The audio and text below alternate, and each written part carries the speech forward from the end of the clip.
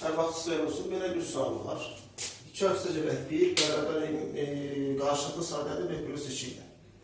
14 daha 9 5 plus 11 bərabər olarsa, A vurgu hasilini tapın. Qarşılıqlı sadələtlərdə adətən biz bərabərlik metoduna gedirdik. Yəni, bunu və bunu neynəsəm bir bərabərlik alırlar, ona da uyğun bir şey verirlər.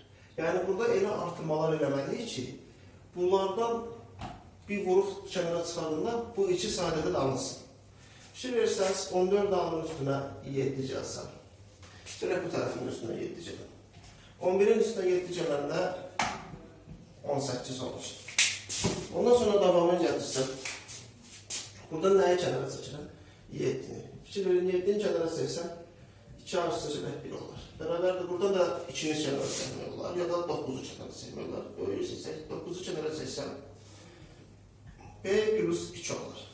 Şimdi fikir verin, əgər bunlar qarşılıqlı sadədirsə, bunların yerinə əmsal qoyanda necə bir bağlantı olurdu? Bu hissə bu əmsala bərabər olurdu. Diğer hissə də bu əmsala bərabər olurdu. Yəni 2A üstəgələk 1 9-a bərabər olurdu. Dolayısıyla 2A 8 A 4 olar. Həmçinin B üstəgələk 2 də 7-yə bərabər olurdu.